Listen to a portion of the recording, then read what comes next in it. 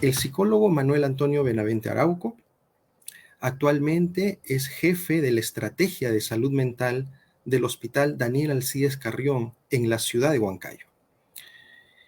Él tiene formación en terapia racional emotiva conductual y cognitivo conductual, tiene estudios en segunda especialización profesional de terapia cognitivo conductual y estudios en terapia dialéctico conductual. El psicólogo Manuel Benavente es asimismo presidente de la Asociación Psicológica del Centro del Perú y nos hablará el día de hoy acerca del tema psicoterapia basada en evidencias, una visión regional.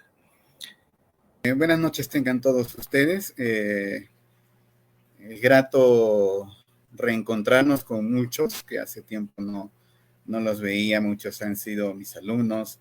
Ahora me siento orgulloso de ser su colega, que seamos colegas en este camino de la psicología.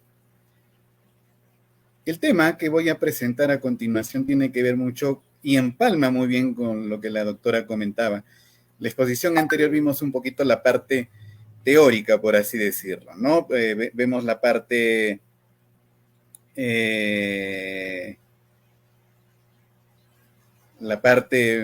ideal, por así llamarlo, ¿no? En el sentido, nos hablan de los manuales técnicos que solemos usar los que trabajamos en el MINSA. Nos hablaron del tema del presupuesto. En este año he sido partícipe del tema de salud mental del centro donde yo trabajo, que es el Hospital Carrión, y he podido conocer y palpar la realidad. Para continuar, no sé si las diapositivas se pueden ver. ¿Se están viendo, por favor? Completa, de repente ponerlo en pantalla completa. Ajá. Ya, lo coloco en pantalla completa entonces. Entonces, como les iba comentando, vamos a ver el quehacer del psicólogo. Por eso quiero comenzar en esta primera diapositiva, con este pequeño meme. Esto generalmente suele ocurrir bastante cuando los psicólogos aplicamos como cajón desastre todo lo que se nos ocurra, silla vacía, reestructuración cognitiva, etcétera, etcétera, ¿no? Entonces, uno pone la cara así cuando los pacientes te comentan qué es lo que pasó con el anterior colega que los trató. Vamos a ver psicoterapia basada en evidencia, visión regional y nacional. Como bien mencionaba la doctora, la ponente anterior, es maravilloso lo que está pasando en papeles en salud mental a nivel nacional y a nivel regional también por los temas de presupuesto y los temas de las creaciones de los múltiples módulos de salud mental comunitaria, ¿no? Que tienen sus bemoles que ya lo vamos a ver. Quisiera comenzar con una pequeña frase de Eysen, de Hans-Jürgen Eysen. En ausencia de la ciencia prevalece la opinión. Sí, pues acá todos opinan que esto se debe hacer porque a mí me funcionó, esta terapia se debe aplicar porque lo dice Periquito de los Palotes, que es el men de la psicopatología o de la psicoterapia en general. Pero el tema es ver datos duros de ciencia e investigación. Y es lo que lamentablemente a nivel nacional nos falta. Los datos que hemos podido ver, y justamente ahí radicaba la pregunta que hice a la doctora, el tema de una variable importante, ¿no? ¿Cuándo se puede decir para el MINSA, para los que trabajamos para el Estado, en el Ministerio de Salud, que un paciente está curado? Que debería ser en realidad la variable que debería enfocar los tratamientos dirigidos en salud mental, al igual que los tratamientos en medicina, en odontología, cuando la carie fue curada de este paciente y ya se le da de alta, ¿no? Y lamentablemente, como bien lo dice la doctora, el MINSA no tiene esa variable desarrollada. Y es muy lamentable, y voy a explicar a lo largo de esta pequeña ponencia el por qué eso es importante, no solo a nivel de salud, sino también a nivel económico. Ahora, estos términos de psicoterapia, psicología basada en evidencia, nace a partir del término medicina basada en evidencia. Es a partir de ahí de donde empieza a surgir y a nacer este término, que actualmente está en boga e incluso hay múltiples formaciones a nivel nacional que orientan a los psicólogos jóvenes, a los bachilleres, a los estudiantes de psicología de últimos ciclos, en formarse en estas corrientes. Ahora, es lamentable que las universidades, centros de formación, base del desarrollo profesional básico de nosotros, de todos los profesionales en general, muy poco se ve interesado por estos temas. El Colegio de Psicólogos, lamentablemente, en muchas charlas, descuida mucho el tema de psicología y psicoterapia basada en evidencia. Y eso lo podemos ver en las múltiples capacitaciones que más adelante me dé tiempo de revisar con ustedes. En el 91, el doctor Gordon Guyatt es el primer, digamos, médico que empieza a introducir con fuerza el término de medicina basada en evidencia.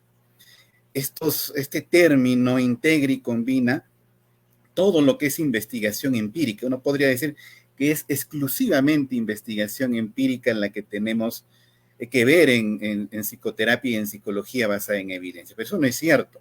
Una parte es la investigación empírica, pero otra parte muy importante es la habilidad y destrezas clínicas del psicólogo, del psicoterapeuta, que va a desarrollar esta psicoterapia basada en evidencia.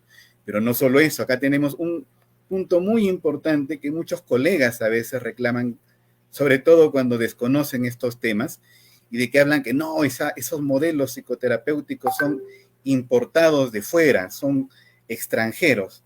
Entonces, no, pues eso es falta, lo dicen muchas veces por ignorancia, pero el tercer pilar de estos planteamientos basados en evidencias, del trabajo en salud basado en evidencia, es que tienen que tener en cuenta los valores y preferencias de los pacientes previamente informados. Sabemos que en el Perú, y más en nuestra realidad en la región central del Perú, el tema cultural pesa bastante. Los que trabajamos en hospitales públicos, en centros de salud públicos del Estado, a diario chocamos con personas que están impregnadas con el tema cultural y social. Y nosotros como psicólogos pues, tenemos que ser flexibles, adaptar nuestras destrezas, adaptar nuestro lenguaje a estos conocimientos, a esta filosofía de vida de nuestros clientes, pacientes, como lo queramos llamar. Ahora, en el tema de psicoterapia basada en evidencia, PB, es heurístico. Es un heurístico que va evolucionando a lo largo del tiempo, que se va afinando y perfeccionando en las estrategias de búsqueda sistemática. En todos lados, la investigación amplía los nuevos conocimientos y los nuevos abordajes. Vamos a ver esta evolución cuando revisemos brevemente uno de los mejores, aparentemente, manuales, guías clínicas publicados por el Hospital Víctor Larco Herrera del 2016, hace poquito nomás fue publicada, y vamos a ver cómo contrasta con las recomendaciones del NICE, por ejemplo, del Instituto de Medicina Inglés, que es uno de los mejores centros, digamos, de investigación en estas estrategias, y vamos a ver cómo se da este heurístico que va evolucionando a lo largo de los años, ni siquiera cada mes, cada 2 meses salen nuevas investigaciones que obliga justamente a los centros de investigación a actualizar las guías. Acá vemos una obra muy interesante que a todo psicólogo orientado en ciencia sugiero leer, que es Psicología Clínica Basada en Evidencia, de Francisco Javier Labrador. Es un libro introductorio a lo que es psicología clínica, pero basada en evidencia. Ahora, todos sabemos, todos los que trabajamos en salud, todos los que hacemos usos de los circuitos de salud pública y privada, sabemos que las medicinas, un ejemplo son las vacunas contra el COVID. Todos se preguntarán, oye, pero las vacunas han salido en tan poco tiempo, en cambio las vacunas normalmente requieren años de investigación.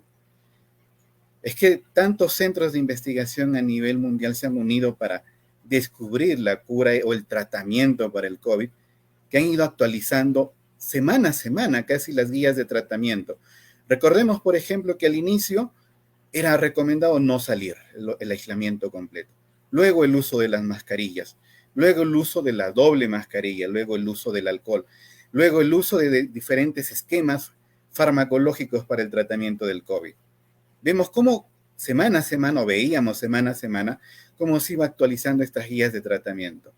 Al igual que la medicina y la farmacología, las ciencias sociales, donde está incluida el tema de la psicología, ciencias sociales, ciencias de salud, es un híbrido, una combinación, también requieren que estas intervenciones que nosotros como psicólogos vamos desarrollando, requieren esa rigurosidad que también los fármacos asumen, digamos, la farmacología, por ejemplo, o las operaciones o las intervenciones médicas. Todas esas intervenciones tienen ciencia detrás. Recordemos que históricamente, por ejemplo, en las operaciones craneales, nuestra cultura Paracas inició. A nivel de Latinoamérica me parece que es la única cultura que hacía las famosas trepanaciones craneanas. Ahora, en pleno siglo XXI, ya no hacemos trepanaciones craneanas. No hacemos cirugías a cráneo abierto incluso. ¿Eso debido a qué? A que ese método ha evidenciado una alta probabilidad de que cure al paciente que lo requiere. Al igual que ese tratamiento médico ha pasado mucho rigor científico, nosotros como psicólogos y todas nuestras intervenciones también debería estar basado en esa rigurosidad científica. Tal como lo plantea von Aguirre en 1966 al 2005 al publicar 2 análisis exhaustivos de los tratamientos en psicoterapia. Otro ejemplo es el de López y Cueva del 2007, en el cual nos desarrolla tanto el diagnóstico y la clínica y el tratamiento bajo evidencia del TLP, ¿no? El famoso trastorno límite de la personalidad. Ahora, por lo anterior mencionado, se requiere, como les comentaba, que el psicólogo desarrolle habilidades. Estas habilidades incluyen la observación, la entrevista y el diagnóstico. Pero acá hay otro detalle, ¿no? La observación. Muchos de nosotros cuando estuvimos en los claustros universitarios, la observación, ¿cómo nos enseñaron? Muy pocos nos enseñaron con autorregistros, por ejemplo. La entrevista, ¿cómo nos enseñaron la entrevista? ¿Nos enseñaron entrevistas estructuradas o las famosas no estructuradas, que son las que todos manejamos, pero cuyas habilidades no nos han guiado, ¿no? El tema de diagnóstico, evaluación. Hasta ahora yo veo con sorpresa, por ejemplo, como en los temas de evaluación en psicología se siguen enseñando pruebas proyectivas. Podemos discrepar como la presentación de la colega María Eugenia hablaba, ¿no? La discrepancia es muy buena, pero tenemos que discrepar con base científica. El tema de evaluación con proyectivas hace años que está descartada, pero a pesar de eso se sigue enseñando en las universidades a nivel nacional. Y las indicaciones qué psicoterapia es apropiada, para qué trastorno es lo más apropiado, y eso lo vamos a ver más adelante. Obviamente, estas habilidades también tiene que tener el tema de redacción, habilidades técnicas de redacción y continuas revisiones en investigaciones clínicas, ¿no? Todas las fuentes de las cuales nosotros nos podemos nutrir. Y obviamente estas fuentes está la búsqueda eficiente de literatura, que es la base, una de las bases iniciales para el desarrollo de las psicoterapias basadas en evidencia. Ahora, como les comenté en diapositivas anteriores, estas psicoterapias tienen 3 pilares conceptuales muy importantes a saber. Primero, el fundamento empírico, es decir, todas las actualizaciones en modelos psicoterapéuticos que se van desarrollando y que nosotros podríamos aplicar. Luego, los valores y la idiosincrasia de la población. Lo que les comentaba, la famosa filosofía de vida de nuestros pacientes, la cultura de nuestros pacientes, esa riqueza cultural que cada paciente, cada sociedad, cada grupo humano puede aportar. Y finalmente, la pericia, la experiencia profesional del terapeuta que va a aplicar esta terapia. Eso también es una variable importantísima. Yo considero indispensable incluso. Podemos saber muchos modelos, pero el tema es cómo llegamos a nuestros pacientes. Estos pilares se van a relacionar entre sí. Los 3 van a ir de la mano, lo ideal es que vayan de la mano. Vamos a empezar con el primer pilar, evidencia científica en salud.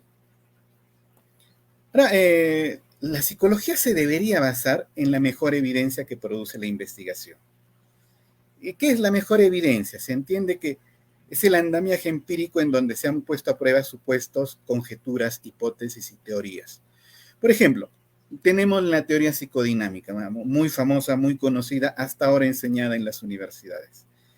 Ya, esta teoría, este modelo, conocen las personas que aplican, por ejemplo, pruebas proyectivas o las personas que aplican la psicoterapia psicoanalítica, conocen o sus supuestos han sido sustentados, han sido investigados, han tenido la evidencia suficiente como para que sirvan todavía como base de la enseñanza en la carrera, o sus modelos terapéuticos sirven, tienen ese fundamento suficiente como para ser aplicado a la población.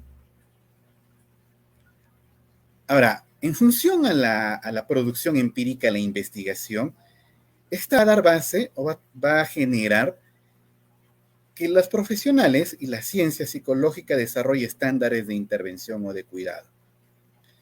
Por ejemplo, en el MINSA, que lo vamos a revisar brevemente cuando veamos el tema regional, por así llamarlo, el MINSA no utiliza protocolos de atención, o sea, protocolos de terapia de atención, por ejemplo, ¿no? Por ejemplo, la terapia cognitiva tiene un protocolo diseñado para abordar la depresión, por ejemplo. El protocolo está en función, digamos, a 12 a 16 sesiones. Cada grupo de sesiones tiene diversas tareas para aplicar al paciente y este protocolo está fundamentado en base a investigaciones. O el último modelo que incluso ha superado la terapia cognitiva, ¿no? La activación conductual, aplicada a la depresión. Este es un protocolo que ha tenido múltiples investigaciones, ha sido adaptado incluso, me parece en Argentina ha sido adaptado. ¿El MINSA trabaja con esos protocolos? No, no trabaja en base a esos protocolos. Es por eso que cuando la doctora exponía anteriormente, hablaba de que sí, pues acá el MINSA trabaja en función a paquetes de atención, los famosos paquetes de atención. Los famosos paquetes de atención tienen la variable de paciente atendido. ¿Y paciente atendido qué es? No es un paciente curado, no es un paciente rehabilitado, es un paciente que ha pasado por un número determinado de consultas psicológicas, de terapias psicológicas, de visitas domiciliarias, de atenciones médicas o atenciones psiquiátricas. Paciente que ha cumplido con eso, para el MINSA es un paciente atendido. Pero paciente atendido no es igual a paciente curado o rehabilitado. Ese es el gran problema. Y eso lo vamos a revisar posteriormente. Ahora, en el 80 existía una tendencia a basar las intervenciones, y hasta ahora, o sea, esta investigación de Rachman y Wilson, que nos habla de que en el 80 las intervenciones eran basadas en anécdotas o figuras de autoridad, es decir, porque lo dijo Freud, porque lo dijo X, esto se debe aplicar así. Estaba de moda aplicar, pero yo creo que, por lo menos en Perú, no sé cómo será en otras partes, pero por lo menos en Perú, seguimos con esa moda, con esa alta tendencia en basar nuestras intervenciones en función a anécdotas. Este es un ejemplo, ¿no? La teoría psicoanalítica acerca del autismo nos hablaba de las famosas, de la teoría de la madre refrigeradora, ¿no? La madre que daba origen al autista, al hijo autista, ¿no? O sea, esta teoría pues no tiene ningún sustento en investigación. Otro ejemplo pues son las famosas lobotomías aplicadas sobre todo a pacientes esquizofrénicos que nunca tuvo algún soporte teórico, investigativo para dar sustento a este tipo de terapia o tipo de tratamientos. Ahora, supuestamente el psicólogo que aplica las psicoterapias basadas en evidencia debe basar sus intervenciones, tanto familiares, individuales, comunitarias, grupales, etcétera, etcétera, usando la mejor evidencia que de su campo se desprende. Es decir, el psicólogo debería preferir terapia cognitiva, activación conductual o activación conductual a, qué sé yo, Gestalt, si va a trabajar con pacientes con depresión. ¿Por qué? Porque estos dos modelos terapéuticos han demostrado alta evidencia en la mejora y rehabilitación de pacientes con depresión. Depresiones moderadas, depresiones severas y depresiones leves, obviamente. Esta mejor evidencia, digamos, la podemos encontrar, como les decía, por ejemplo, en el National Institute for Health and Clinical Excellence, o NICE. Este instituto es uno de los mejores institutos en Inglaterra que se encarga de recopilar y actualiza continuamente con cierta periodicidad la evidencia de tratamientos de terapias psicológicas, por ejemplo, de psicoterapias psicológicas. También en el Cochrane Library, ¿no? Que también recopila no solo guías, sino también investigaciones últimas en tratamientos de psicoterapia.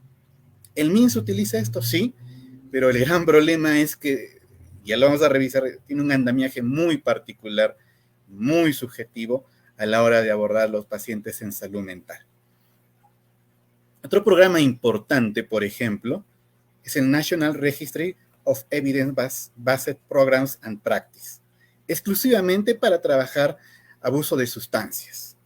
O sea, psicólogo que quiere trabajar con pacientes con abuso en sustancias, los famosos de vida, los psicólogos que eran contratados, se contrata por de vida, por ejemplo, en el MINSA, deberían manejar tratamientos que puedan sacar de estos registros. Ahora, los accesos son gratuitos, ni siquiera para decir de que cuesta dinero, ¿no? Es cuestión simplemente de buscar. Bueno, acá, por ejemplo, en esta imagen podemos ver, por ejemplo, el logo del NICE, en la página del Cochrane, la página de la Asociación Americana de Psicología, y también revistas. Las revistas también aportan artículos acerca de tratamientos.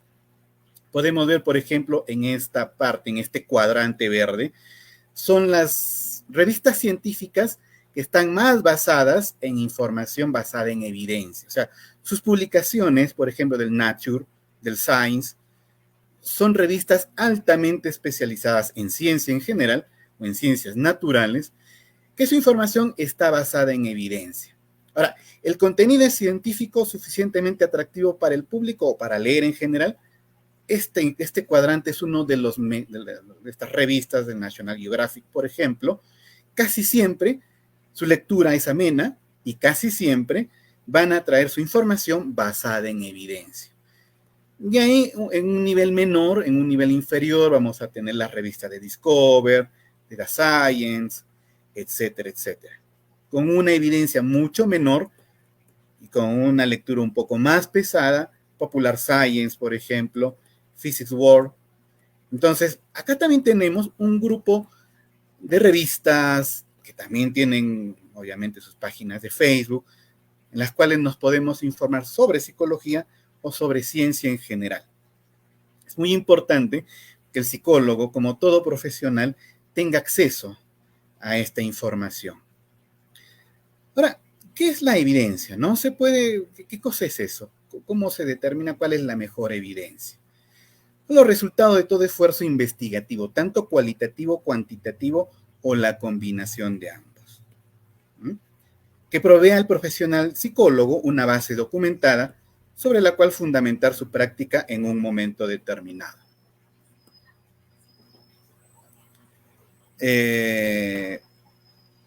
Entonces, el psicólogo, de alguna manera, o como psicólogos, mejor dicho, tenemos que tener acceso a estos conocimientos, ¿no? A esta base documentada que nos ofrece las diversas revistas, las diversas páginas, pero lo más actualizado posible. Ahora, tenemos también diversos niveles de evidencia. ¿Qué cosa es una evidencia? Hay niveles, hay evidencias más contundentes, por así decirlo, y menos contundentes, sí. Aquí vemos los niveles de evidencia de Oxford. Tenemos el nivel más bajo, que es opinión de experto. Los famosos criterios de jueces podrían encajar acá, ¿no? Muchas veces llevan los chicos a hacer criterio de jueces, pero estos criterios de jueces, en verdad, ¿cuánta validez podría tener, no? Como segundo nivel tenemos los casos únicos o estudios correlacionales, que no es muy aconsejable, digamos. Luego tenemos un nivel intermedio entre aconsejable y desaconsejable.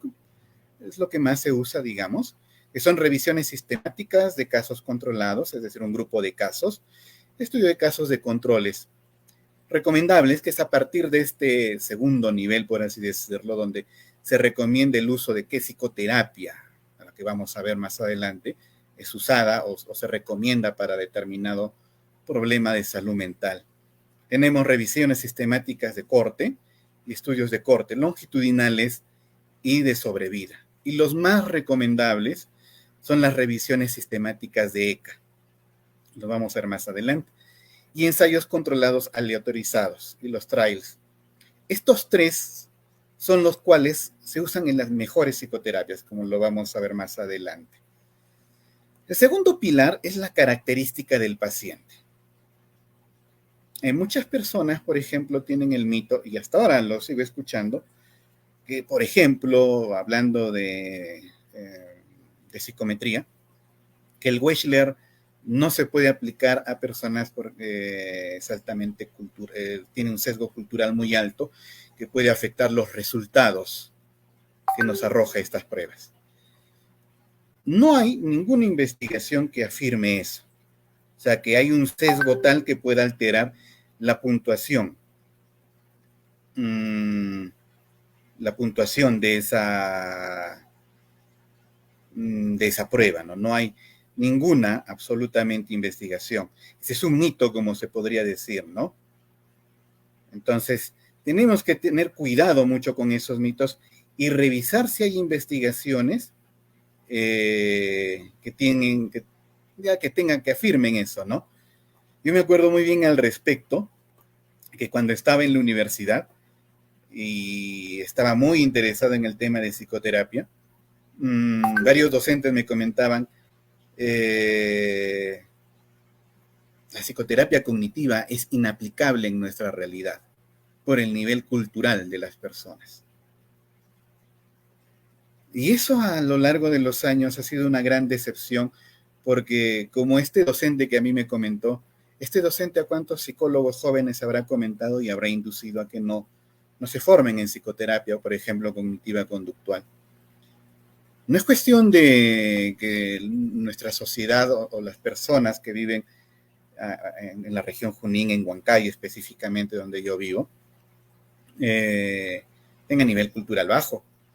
Nosotros como psicólogos tenemos la obligación de adaptar nuestro lenguaje, nuestra forma de ver la vida, a la forma de ver la vida de nuestros pacientes. Y eso en cualquier modelo de psicoterapia. Y en eso se basa esta parte, ¿no? En cómo nosotros vamos viendo esas características de nuestros pacientes. Obviamente, ¿no? ¿Qué sería? Y eso sí me gustaría ver, si yo aplicaría terapia cognitiva en quechua, porque no manejo el quechua, a pacientes quechua hablantes. Sería muy interesante ver eso. Espero en algún momento desarrollar esa habilidad y trabajar este sesgo, ¿no? Este sesgo, entre comillas, que son las características de los pacientes. Ahora, una pregunta respecto de este punto es, ¿esta intervención le será de utilidad o le será efectiva con este grupo de personas? Esa es una pregunta muy útil, ¿no? ¿Será útil esta terapia? ¿Le servirá al paciente? Dirá, oye, me sirvió, me fue útil con lo que el psicólogo trabajé. Eso es muy, muy útil en realidad. Y el último pilar es el peritaje o la experiencia de la persona que ofrece la intervención. Ahora, bueno, acá no entra solo pues la evidencia, ni tampoco el tema de la cultura del paciente, sino acá la conceptualización de caso. ¿Qué es la conceptualización de caso? En pocas palabras, es el por qué el paciente sufre de ese trastorno, por ejemplo. Y para esto juega mucho el tema de la experiencia, no solo de la experiencia, sino del desarrollo de habilidades psicoterapéuticas del terapeuta, por así llamarlo, ¿no? A este punto me trae recuerdo una lectura de Frohán, de María Jesús Frohán, terapeuta conductual, investigadora conductual española, acerca del por qué la psicoterapia funciona. Un artículo muy interesante. Ella investiga de las variables dentro de la relación psicólogo-psicoterapeuta-paciente. el famoso rapport. A todos nos han enseñado, todos conocemos los psicólogos qué es el rapport, pero no nos han explicado, por lo menos a mí, que yo recuerde, qué es el rapport y cuáles son las variables de este. Y esta pequeña investigación de esta psicóloga, yo la recomiendo siempre, da muchas entrevistas en Facebook, en YouTube, hay bastante contenido de ella, publicado varios libros también. Sugiero revisar esto para nosotros, los psicoterapeutas, que a veces olvidamos este punto, ¿no? El famoso rapport, pero un rapport objetivo, pues no solo que se quede en las nubes del concepto de rapport que nos han enseñado a todos. Ahora, un poco para culminar este punto, la psicoterapia basada en evidencia integra la mejor evidencia producida por la psicología, lo ultimito, como quien diría, el área de peritaje o habilidades psicoterapéuticas y tomar en cuenta los valores y preferencias culturales de los pacientes, de los usuarios, de los clientes, como lo queramos llamar. Y obviamente en función de esas tres variables usar nuestro juicio clínico para realizar la conceptualización. Entonces, quitémonos la idea de que la psicoterapia basada en evidencia solo se basa en evidencia. ¿Okay? Eso tenemos que tener en cuenta. Ahora, ¿cómo surgió esto? ¿Cómo surgió este movimiento de psicoterapia basada en evidencia? Como les comentaba en las primeras diapositivas, nuestros primeros artículos datan del 80, sobre todo en las revistas de medicina, donde trataban de indagar acerca de las mejores prácticas. ¿Y esto por qué? ¿Por qué a partir de esa época empezó a investigarse? Porque empezaron a reportarse quejas en los usuarios de salud por el maltrato, por el mal uso, la mala pericia en el uso de técnicas y habilidades en medicina. Y obviamente esto se generalizó a todas las ciencias de salud y ciencias sociales, que son los que trabajamos directamente con las personas. Entonces, en función a esto, empezó a usarse la best practice, las mejores prácticas, las mejores terapias, y empezaron a diseñarse las primeras investigaciones. Barlow menciona lo siguiente en el año 2008, lo vamos a ver más adelante. Las PBE, las prácticas basadas en evidencia, incluidas las psicoterapias basadas en evidencia, son una de esas ideas que llega de manera ocasional a los campos del saber e impacta como una tormenta. A nivel de Europa y a nivel de Estados Unidos, este movimiento ha impactado bastante porque también ha tenido el apoyo económico de las aseguradoras. En salud mental, las aseguradoras americanas, por ejemplo, al igual que en temas de salud, pagan paquetes de tratamiento.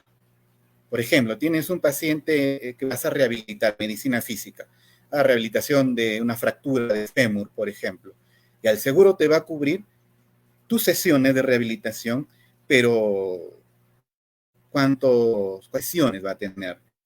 ¿Cuántas sesiones va a cubrir ese seguro? En los Estados Unidos también se ofrecen este tipo de paquetes. Entonces, las terapias empezaron a empaquetarse, por así decirlo, ¿no? Es decir, ¿cuántas sesiones puede cubrir mi seguro de salud mental? Va a cubrir, usted tiene una depresión moderada, perfecto, son 16 sesiones la que la terapia cognitiva, por ejemplo, va a asegurar la rehabilitación o la cura de este trastorno. Entonces, este modelo de pagar por paquete hizo que los modelos de terapia basado en evidencia, es decir, cuál es lo mejor, y cuántas, obviamente, cuánto número de sesiones va a trabajar, empezó a estimular bastante. En Sudamérica, específicamente en Perú, lamentablemente en este sentido, en el Estado estamos en la época de piedra. Estamos en la época del oscurantismo, lamentablemente, en el que no se ve estos aportes externos. Muy bien, él es David Barlow, uno de los mejores investigadores en protocolizar tratamientos. En el 2013 amplía la idea anterior, la que les leí. Nos dice, ¿no? En el momento actual los gobiernos alrededor del mundo y sus sistemas de salud están siendo confrontados por el tema de costos, que es lo que justamente les comentaba hace rato, y la calidad del cuidado en salud en general, sobre todo el tema de cuidados en salud mental. Él publicó este libro, que es un protocolo transdiagnóstico de tratamiento de trastornos emocionales.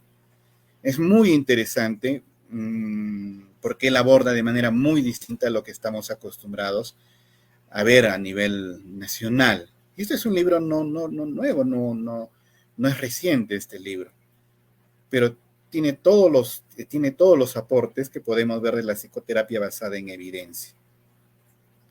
Hay algunas medidas que se han ido tomando. Por ejemplo, en el 2012, Clark describe que en el Reino Unido inició o tuvo una iniciativa de capacitar a psicólogos del Estado, a psicólogos que trabajaban para el Estado, pero en psicoterapias basadas en evidencia, orientado hacia la ansiedad y depresión. Esta capacitación entre el 2008 y 2011 capacitó a 3.600 psicólogos, que trabajaban obviamente para el Estado, que son los que más reciben pacientes. Y entre el 2011 al 2014 capacitó a 2.400 más. Ahora, uno de los indicadores es los beneficios psicoterapéuticos más elevados que las psicoterapias que antes se usaron.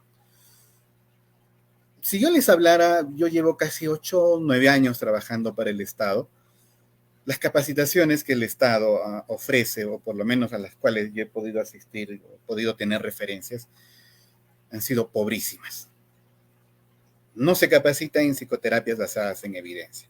Se capacita en rellenar GIS, en hacer tamizajes, se capacita en cuánto gastas el presupuesto, pero nunca se capacita en cosas que va a servir para atender al paciente. Y el Estado invierte en esas capacitaciones.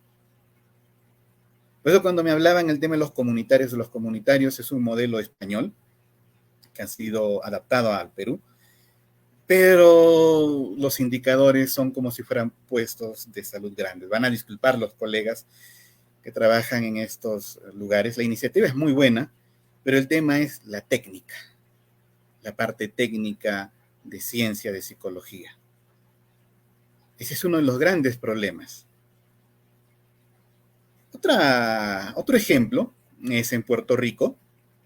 La Administración de Salud de Veteranos, desde el 2007, tomó la medida de implementar terapias que cuentan con efectividad para ser utilizado en sus pacientes veteranos de guerra, pues en sus hospitales militares, sus hospitales de la policía, por así llamarlo, acá, ¿no?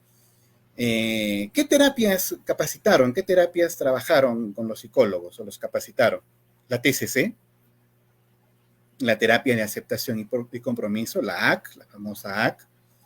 Luego las terapias de exposición, muy importantes en temas de rehabilitación de estrés postraumático, por ejemplo. La base, en realidad, para el trabajo de estrés postraumático actualmente, con múltiple evidencia. Para el año 2012, miren, casi son 6 años, más o menos, 5 años, casi todas las áreas de la Administración de Salud de Veteranos ofrecía estos modelos de terapia. Y los primeros resultados para ese año indicaron que los pacientes intervenidos mejoraron de manera significativa. Y no solo eso, o sea, no solo es el tema de que los pacientes mejoren, sino también es el tema económico. Sabemos, los que trabajamos de la mano con médicos psiquiatras, sabemos que el costo del uso de medicación para el Estado es altísimo. La terapia, al lado del costo del fármaco, de la farmacoterapia, el costo de aplicar psicoterapia es muchísimo más bajo, no tengo los datos, es muchísimo más bajo que el uso de medicación psiquiátrica. Con esto no quiero decir que no se use, se tiene que usar, pero estamos hablando de costo-beneficio. El beneficio es más alto para los pacientes y el costo de inversión para el Estado es mucho menor. Entonces, nuevamente, ¿no? Es capacitar al psicólogo en estos modelos de terapia para que sepa aplicar. Y aquí hay otro detalle, ¿no? No es la terapia que a mí me gusta la que se tiene que usar. Muchos dicen, no, pero a mí me gusta esto, ¿no? No, se tiene que usar lo que demuestra evidencia de efectividad y también lo que ahorra dinero al Estado. Acá nos enfrentamos a nivel local al tema de alta rotación del psicólogo. Sabemos que, por lo menos en la región Junín, pues cada que entra gestión saca a los psicólogos anteriores y pone otros nuevos. Y los rota al mes, al año. De suerte dura 1 año, 2 años los psicólogos, los colegas que trabajan en diversas redes. Eso también es otra gran dificultad. El Estado puede capacitar en psicoterapias basadas en evidencia, pero este personal capacitado es cambiado porque a las direzas se le da la gana. Simplemente se acabó y se van. Así no se va a poder ver ningún resultado en ese sentido. Ahora, ¿cómo trabajan los psicólogos en la actualidad? Vamos a ver algunos datos. Esto resulta muy relevante porque lo ideal, como les dije, es que trabajemos con psicoterapia, con psicología basada en evidencia, ¿no? Eso es lo ideal. Pero no es así. En uno de los estudios de mercado, dice que la mayoría de psicólogos mantiene una práctica clínica que no es basada en evidencia. Este estudio fue replicado hasta el 2009. Muchos psicólogos no creen en las investigaciones en psicoterapia y que éstas jueguen un papel muy importante para los clientes. Por eso que he puesto esta imagen, ¿no? Yo he visto colegas que creen en el Reiki, en la energía, por poco nos falta creer en la lectura de cartas, en los amarres, en estas cosas que vemos de nuestra cultura folclórica, ¿no? Y lamentablemente son colegas muy jóvenes los que yo veo que practican estas pseudociencias, por así llamarlo. Ahora, ¿qué pasa con estos colegas? Que privilegian lamentablemente sus intuiciones. O sea, yo creo que estas energías, esta investigación de las energías o esta terapia de las energías, por ejemplo, va a funcionar, ¿no? Este pasado de huevo, como tenemos acá la tradición en la región, va a curar del susto, ¿no? Algo similar. Lamentablemente, esto se reporta en los últimos 30, 40 años. Muchas encuestas han demostrado que los clínicos, que los psicólogos clínicos porque trabajan en la clínica, trabajamos en la clínica, valoran demasiado los factores de experiencia cuando deciden qué hacer con el paciente. O sea, si a mí me funcionó, pues a todos los pacientes les va a funcionar, ¿no? Es igual que lo que pasaba con la ivermectina, ¿no? Que a mi tía le sirvió, pues a todos nos va a servir, ¿no? Pero descartando toda la investigación que afirmaba que la ivermectina no servía, ¿no? Que el Reiki no sirve, que la cristaloterapia no sirve, ¿no? O sea, todas estas cosas pseudocientíficas que muchos colegas aplican, ¿no? Que el hombre bajo la lluvia no sirve para seleccionar personal. Que las dinámicas que realizamos no se tiene que poner una naricita roja para que haya rapport con el paciente, ¿no? De manera similar, la mayoría de clínicos dan más peso a sus experiencias personales que a la ciencia. No, es muy lamentable, pero es nuestra realidad. A pesar de que estas investigaciones datan del 80, del 70, del 2009, lamentablemente nuestra realidad en Perú, en Junín, específicamente tenemos eso, ¿no? En de Palmiter, por ejemplo, vemos que la mayor parte de psicólogos considera que la mejor evidencia disponible es irrelevante, poco importante para la toma de decisiones. Este punto aumentó cuando se realizó una pequeña investigación del 2007 de Stewart y Chambers con 600 psicólogos de práctica clínica. ¿Y qué hacen estos psicólogos de práctica privada para tomar sus decisiones en sus intervenciones? Uno, no basarse en evidencia, se basan en el proceso intuitivo, nuevamente, no se confirma. No utilizan o desconocen mucho literatura de psicoterapia basadas empíricamente. Bueno, en conclusión de todos estos datos, Baker en el 2009 nos afirma lo siguiente, ¿no? Estamos ante una situación donde muchos, la mayoría de psicólogos clínicos, no aparentan estar receptivos a la ciencia. Esto lamentablemente es muy cierto. Yo lo compruebo muy seguido, con mucha frecuencia. son incapaces de tomar ventaja de la investigación científica y no están preparados para el cambio del sistema de cuidado de salud. Y eso lo voy a demostrar en las siguientes diapositivas, en estas que vienen. Estas 3 o 4 diapositivas finales, el objetivo es evaluar psicoterapias recomendadas versus la realidad, ¿no? Vamos a ver sobre el caso de la depresión. Podríamos hablar del caso de la ansiedad, el caso del estrés postraumático, de lo que ustedes gusten. Solo es la depresión, que es lo más frecuente que vemos en la atención. Los datos fueron sacados de Estupiñán. Si alguien desea revisar, es una tesis muy, muy importante acerca de la evidencia para el tratamiento de trastornos depresivos. En la tabla 3.1, que es esta de acá, vemos los del 2015, la APA, ¿qué recomienda? ¿Qué tratamientos recomienda para la depresión? Tratamientos con apoyo empírico fuerte. En primer lugar está la activación conductual. Antes estaba la TCC, la clásica, la TCC. En segundo lugar está la TCC, la terapia cognitiva conductual. En tercer lugar está el sistema de análisis cognitivo-conductual de la psicoterapia, que es una adaptación de la TCC, la TI, la terapia interpersonal, y finalmente la psicoterapia de solución de problemas.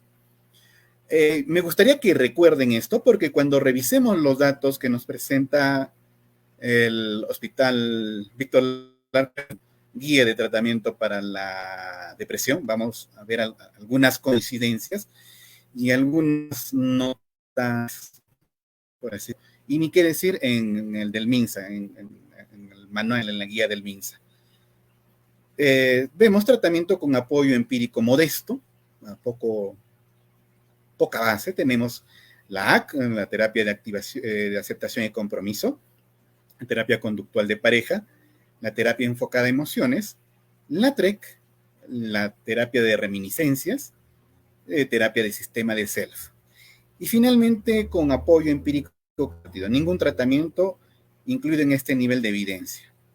Bueno, acá podemos tener pues el Reiki, qué sé yo, los modelos que todos hemos visto o solemos ver que muchos colegas lamentablemente difunden.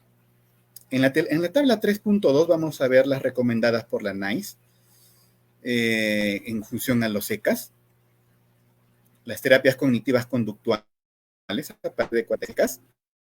Estos 46 investigaciones traen investigaciones que la TCC es eficaz para la depresión en formato grupal, está en un segundo nivel, pero también importante.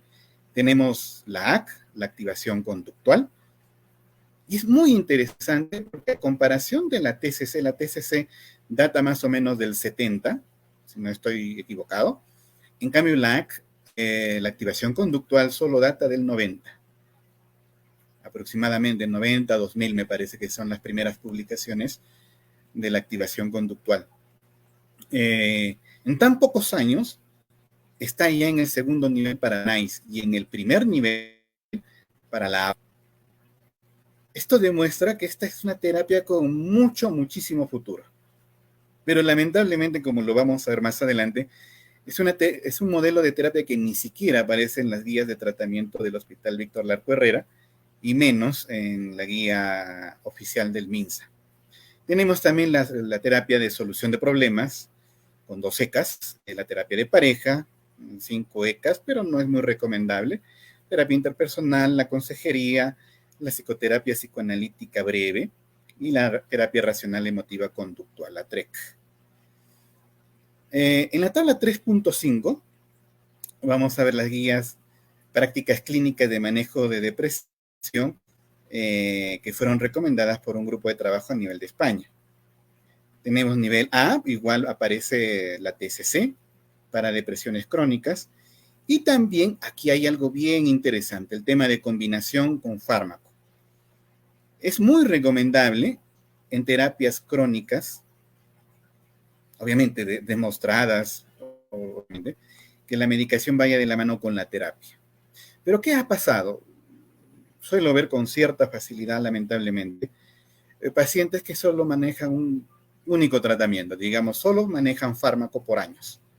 Es muy común No sé si es por la enseñanza, que muchos psiquiatras obvian el tratamiento, recomendar u obligar el tratamiento psicoterapéutico en pacientes, por ejemplo, con depresiones crónicas y largas, muy a pesar de que la evidencia lo demuestra. Pero yo pienso o quiero pensar de que esto se debe sobre todo a que el psicólogo continuo viene siendo desplazado, ¿no? Y lo vamos a ver más adelante cuando veamos la guía del Hospital Víctor Larco Herrera. Bueno, una recomendación B es que en depresión leve y moderada debería considerarse un tratamiento psicológico breve específico, como la terapia de solución de problemas, la TCC, breve o consejería de 6 a 8 sesiones durante 10 a 12 semanas.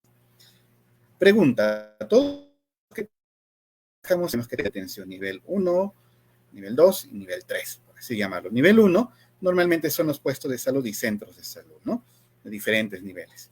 La pregunta del millón, ¿cuántos psicólogos están capacitados para aplicar TCC o activación conductual, que es lo recomendable en estos dos primeros niveles? ¿O los perfiles de selección del MINSA están orientados en función a recomendaciones terapéuticas? Ninguno. Ninguna convocatoria que yo recuerde, por lo menos en la región, tiene ese acápite como obligatorio. ¿Y eso qué hace? Que lamentablemente colegas sin formación ingresen al trabajo, a abordar pacientes. O dos, ¿cuántas veces todos nosotros que trabajamos en el MINSA hemos recibido capacitaciones en estos modelos de terapia? Yo no recuerdo ninguna, de pronto han hecho alguna, pero no tengo conocimiento de eso. Ahora vamos a ver la primera propuesta del Hospital Víctor Larco Herrera. He cogido un ejemplo al azar, no he escogido algo en específico, digamos. Tenemos la guía clínica basada en evidencias para tratamiento de depresión en adultos en hospitales especializados de Lima, Perú. La fuente es actas de la Facultad de Medicina del 2019. Algo que me llamó mucho la atención en primer lugar es que todos, el 95% de personas que acá podemos ver, de médicos especialistas que dieron o desarrollaron esta guía, son psiquiatras. Hay un licenciado en nutrición, pero el resto son médicos psiquiatras y hay un estadístico, me parece. Pero esa es nuestra realidad, pues. Al psicólogo no se le consulta. El psicólogo no está presente en lo que es el quehacer de la salud mental. Ojo, esta no es una guía de tratamiento exclusivamente de farmacología para la depresión. Bueno, ahí sí sería lógico que esté puro médico psiquiatra, porque son los que manejan la farmacoterapia. El tratamiento involucra farmacoterapia y también involucra psicoterapia, obviamente. Y eso lo vamos a ver en un punto muy importante. Nos vamos al punto 3. ¿Qué dice acá? Bueno, pacientes con depresión severa se recomienda usar terapia combinada, terapia farmacológica y psicoterapia. Repite lo que las guías anteriores nos estaban diciendo, ¿no? En su punto 3b dice considerar la pertinencia de brindar terapia combinada en depresión moderada, ¿no? En severa y moderada recomiendan, pero en moderada ninguna guía, ni el NICE ni el APA recomiendan manejo combinado. Sugieren psicoterapia exclusivamente. En severa sí sugieren el tema de farmacoterapia también incluida. Ahora, ¿qué terapias nos recomienda esta guía del 2016, del 2019 incluso? Recordemos que estas publicaciones son del 2015, en la tabla 3.2, y del 2010, en el caso del NICE y el APA, son más antiguas que esta guía que es del 2019. ¿Por qué a tomar en cuenta? Porque en el pico 4, este panel de expertos, ¿qué modelos de terapia recomiendan? Recomiendan la psicoterapia cognitiva conductual, coincidiendo con las dos guías anteriormente mencionadas. Recomienda la terapia interpersonal, que no es muy recomendada en las dos guías, recordamos, y recomienda la TREC, que no es recomendada en las dos guías. Pero aquí la gran ausente es la terapia de activación conductual. A pesar de que las dos guías sí la recomiendan, pero esta guía no la recomienda. ¿Qué es lo que pasa con estas guías? Es una gran pregunta que uno se debería hacer al revisar guías de tratamiento a nivel nacional. Todos los hospitales lo diseñan. Ahora vamos a ver la propuesta 2. Para los que no conocen mucho esto, los que trabajamos en el MINSA, este es el bodoque del registro de atención en consulta externa. Este es el famoso GIS, cómo registramos nuestra productividad. Esto es muy importante porque personalmente, esta es una opinión personal, esta es la principal traba para que los modelos de psicoterapia basado en evidencia intervengan o puedan entrar. Muy aparte de la falta de capacitación, ¿no?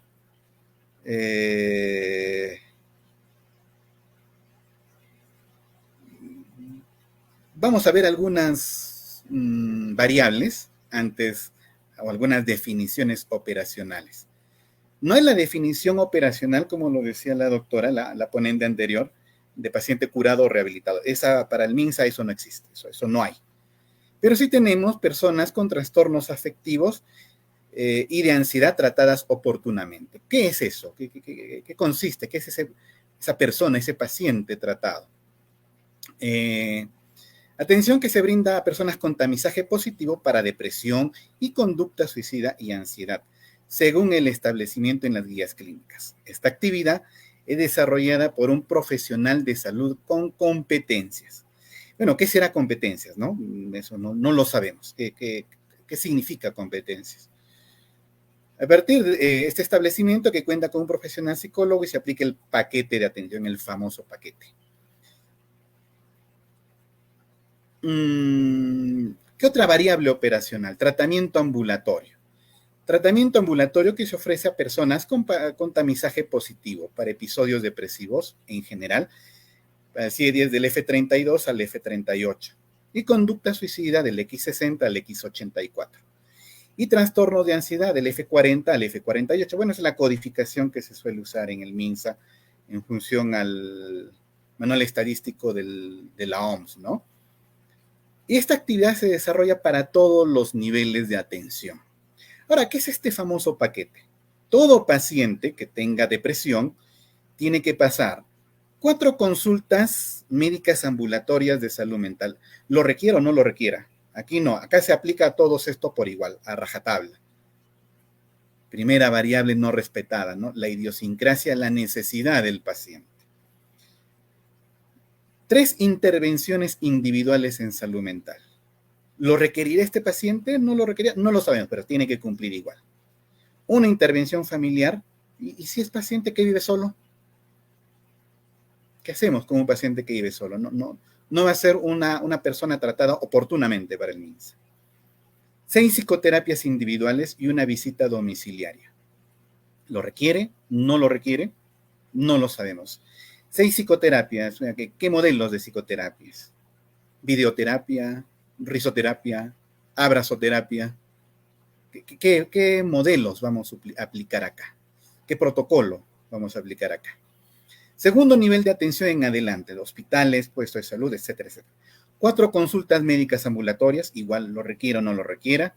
6 psicoterapias, o sea, en 6 psicoterapias tiene que salir el paciente ok. No sé qué modelo de terapia sacará así un paciente. Una intervención familiar y una visita domiciliaria. Ese es el gran problema. Que esto, cuando yo participé en una reunión del MINSA, hice la pregunta de en qué se basaba esta guía de atención, este modelo, este famoso paquete. No me supieron responder, me dijo, revisen la página del MINSA, ahí están las investigaciones que sustentan este paquete. Me di el tiempo, lamentablemente por cuestiones ya operativas no pude hacer más adelante de repente tengamos otra charla. Nos dimos el tiempo de revisar estas investigaciones que sustentan estos paquetes, estos famosos paquetes, pero eran evidencias muy endebles. Muy endebles. Entonces, Es muy lamentable que el tanto presupuesto, porque sí es cierto, el Estado está invirtiendo millones de soles más que antes en todo lo que es cuestiones de salud mental, pero la parte técnica deja muchísimo que desear. Hemos revisado la guía del Hospital Víctor Larco Herrera, que es uno de los 3 hospitales especializados a nivel nacional, y han visto que no hay activación conductual, que es el gol estándar, uno de los goles estándar, el estándar oro de tratamiento de la depresión. Y ahora vemos, y esto se palpa a diario, he conversado con muchos colegas que se sienten frustrados, mi paquete que tengo que producir pacientes, que me miden la productividad de pacientes en función de estas variables. Por eso cuando los colegas decían, vamos a luchar contra la salud, contra la ley de salud mental, yo me acuerdo muy bien las famosas marchas, eso no arregla nada si esto no cambia. Si esto no cambia, el trabajo del psicólogo nunca va a ser valorado. Más adelante, en la última diapositiva, voy a explicar por qué. Bueno, vamos a un poco desgranar estas variables que nos da esta pequeña tablita del paquete de atenciones. ¿Qué son las 4 consultas médicas ambulatorias? Es por un médico psiquiatra o médico capacitado. Miren, en evaluación, diagnóstico y tratamiento. Un psiquiatra lleva psicometría, interesante. Yo sé que un psiquiatra lleva diagnóstico, obviamente, su base. Tratamiento farmacológico lo debe llevar. No están obligados a llevar psicoterapia. No sabía que llevaban psicometría, podrán utilizar su Wechsler probablemente. O sea, evaluación, no lo sé, no describe específicamente qué es evaluación. Imagino que es entrevista o algunos cuestionarios, porque sí hay cuestionarios que los médicos usan. Imagino que eso, pero si esta debe ser una guía, debería ser bien específico para evitar malas interpretaciones.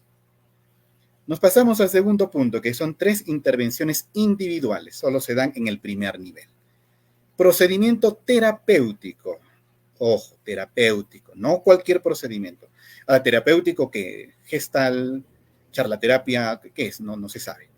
Realizado por un personal de salud con competencias, no psicólogo, ojito este punto, de por qué el psicólogo es desplazado. Puede ser realizado por un enfermero, un obstetra, un técnico, etcétera, un radiólogo, por el vigilante, por quien esté ahí. Pero ya es terapéutico. ¿Qué quiere decir con esto? ¿Ves por qué la ley de salud mental no es importante? En primer punto, por lo menos para los que trabajamos para salud. Tiene por objetivo abordar problemas identificados en salud mental.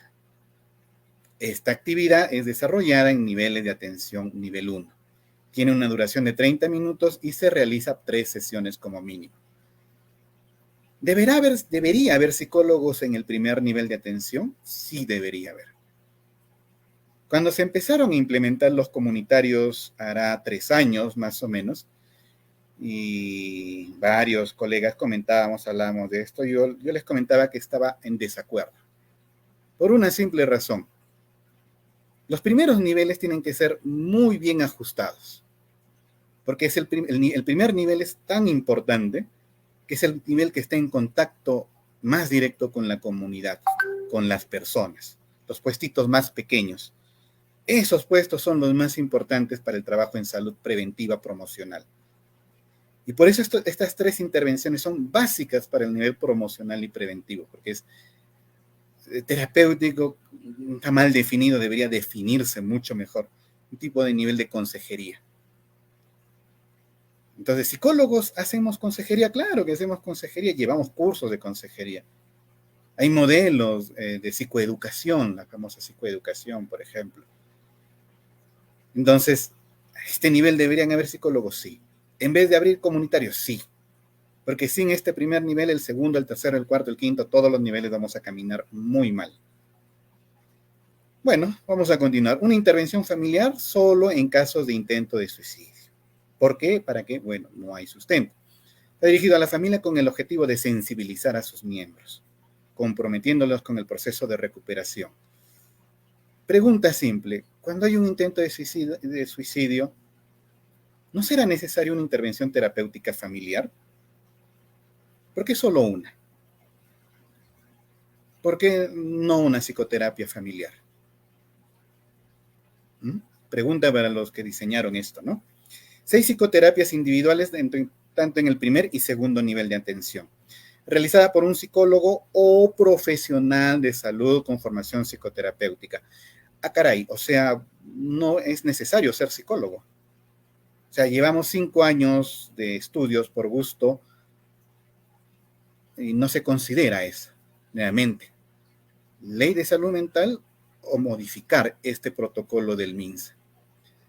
Esta actividad se realiza en 6 sesiones, tiene una duración de 45 minutos y se realiza en el establecimiento de salud. Nuevamente, 6 sesiones, ¿en base a qué? Y finalmente, una visita domiciliaria que dura 90 minutos. Supuestamente para ver o mejorar en una sola sesión la dinámica familiar. Como siguiendo a su casa vamos a mejorar la dinámica familiar. Es decir, la psicoterapia familiar se debe aplicar en la casa. Tiene más efectividad según esta guía. Bueno, ya para culminar, esta es la última diapositiva. Quería llamar la atención, ¿no?, de todos nuestros oyentes, los que nos ven, en la urgencia, ¿no?, de posicionar al psicólogo, en capacitarnos, en que el Estado motive, estimule la capacitación de su recurso humano y no perder al recurso humano capacitado, ¿no? Como que el Estado es la única empresa que vota al personal calificado, que él mismo, ¿cómo les explico? Que él mismo capacita, que el Estado mismo forma, ¿no? Y es por eso que es muy importante esta lucha, ¿no? Este apoyo de esta asociación, como lo dijo la colega Alicia, ¿no? Está formado por profesionales muy jóvenes, profesionales que ya tenemos ciertos añitos en la lucha, profesionales guías,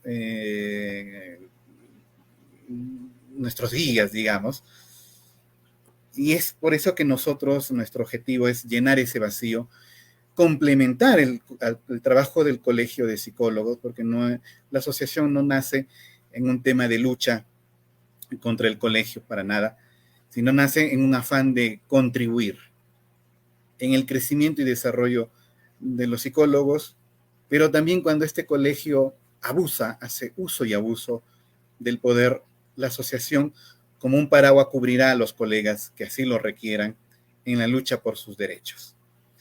Eso es todo. Muchísimas gracias. Muchísimas gracias, colega Manuel Benavente. Vamos a dar pase a una breve ronda de preguntas. Aquí la colega Regina nos menciona, claro que hay prácticas tiradas de los cabellos, ¿no?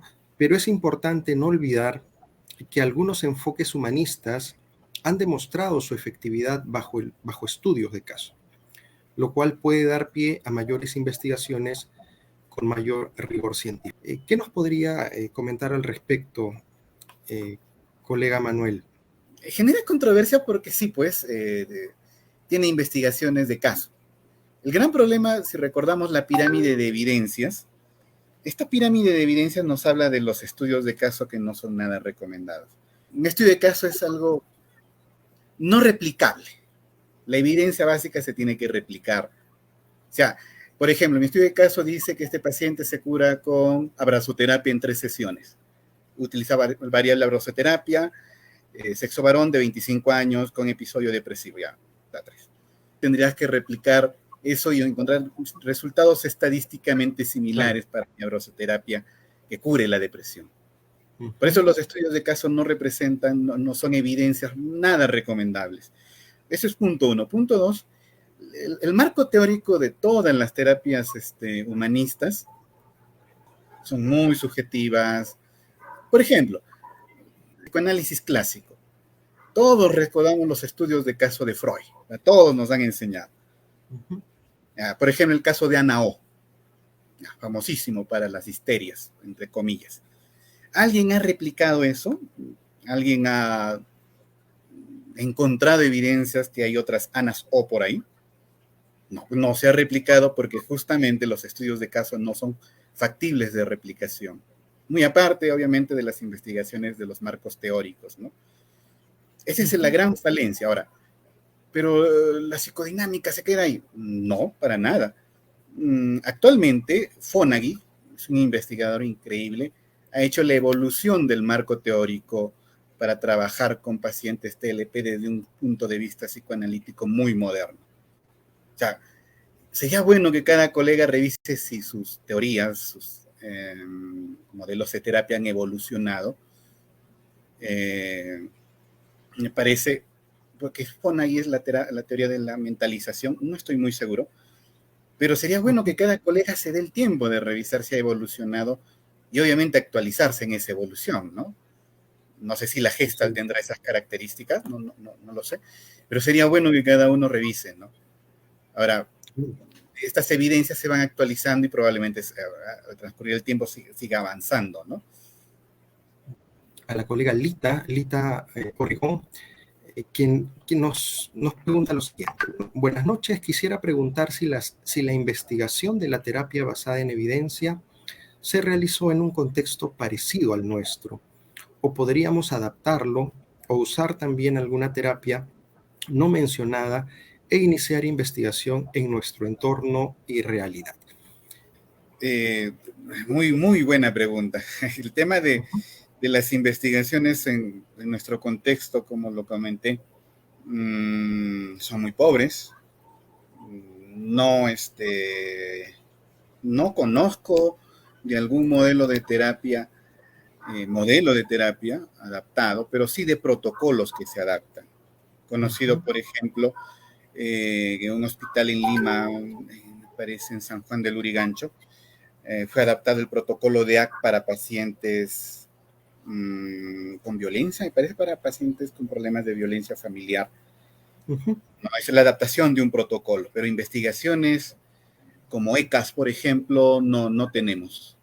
Es la pobreza en realidad de nuestra investigación a ese nivel nacional es increíble, ¿no? Ahora, requeriremos investigaciones, podríamos duplicar investigaciones, aplicar las mismas variables, duplicar una investigación acá en Junín, por ejemplo, la terapia de activación conductual. Sí lo podemos hacer. Y hay un protocolo adaptado en Argentina, el más cercano que tenemos, es un protocolo de 12 sesiones, argentino muy bueno. Ese protocolo tiene 12 sesiones y lo podríamos adaptar a un trabajo, digamos, comunitario, a un trabajo de puesto de salud, de hospital. Podríamos modificar un poco el protocolo, pero recordando que el marco teórico va a quedar, ¿no? Si el marco teórico queda, la adaptación del programa puede darse, podemos adaptarlo. Ahora, otras terapias, ¿por qué no se investigan? Simple y sencillamente porque no han demostrado ninguna evidencia en tratamiento, ¿no? O sea, acá, por ejemplo, en los datos que mostré anteriormente, faltan muchas terapias, ¿no? Si faltan muchas porque no se investiga, porque el marco teórico no da soporte, no da sustento. Por ejemplo, ¿cómo investigar? Vamos a validar el MACOVER, por ejemplo. ¿Y cómo validarías el MACOVER si sus variables son bien amplias? ¿Qué investigarías ahí? Si el marco teórico que da soporte a esta prueba ni siquiera tiene ningún sustento. Ese es el gran problema. Es un gran problema. Acá John Rojas, un colega nuestro, también nos menciona, cuando se muestra evidencia científica, lo más importante es ver la representatividad, la generalización también, ¿no? Y el porcentaje de efectividad. Datos que no se han ido mostrando, sobre todo en la región, ¿no? Él nos comenta, ¿podría mencionar estudios realizados en la región sobre estos porcentajes de efectividad o evidencia científica con representatividad? El problema es de que uno no nos daría el tiempo para hablar de terapia por terapia. Si a mí me hubiera encantado, por ejemplo, ¿no? Terapia de activación conductual en depresión, investigaciones últimas. Ahí cogemos todo lo que es Cochrane, pues al colega yo le sugiero que revisa Cochrane, la página que mencioné anteriormente, y me encuentra toda la investigación pertinente que da soporte a esto. Igual de la TCC, me hubiera encantado que sean temas específicos, pero esto nos involucra, pues, seguir teniendo este tipo de charlas, ¿no? Sí. Para ir conociendo sobre qué nos sustentamos para hablar de la evidencia, a qué se refiere esto, por qué. Uno no lo saca de la manga. Son temas muy puntuales, son extensos, y yo les invito, aprovechando esta pregunta, Invito a todos los interesados a que nos escriban y nos den idea de las charlas que vamos a ir programando con cierto tiempo. Una interesante podría ser esta, ¿no? Evidencia de la TCC para la depresión, por ejemplo, ¿no? Y ahí mostramos todas las investigaciones últimas y los marcos teóricos que sustentan esto, ¿no? De manera breve y específica, pero hay evidencia, o sea, no está sacada de manga. Yo los invito a revisar las fuentes bibliográficas mencionadas. Al colega específicamente le invito a revisar la tesis, el link de la tesis que está ahí. Ahí va a encontrar datos muy buenos sobre depresión y terapia basada en evidencia. Muchas gracias a todos por haber participado. Un abrazo virtual. Felicitaciones también a toda la Junta que ha realizado esta pequeña actividad. Y, por favor, sin dudarlo, sin miedo, acompáñennos, mándennos por nuestras redes sociales en Facebook. Tenemos Instagram, Twitter y por YouTube para que puedan mandarnos sus sugerencias, los temas que les gustaría que tratemos en una próxima oportunidad. Y estaremos dentro de las redes sociales mandando todas las acciones que vamos a realizar durante este tiempo. Un gusto haber compartido con ustedes. Muchas gracias. Un fuerte abrazo.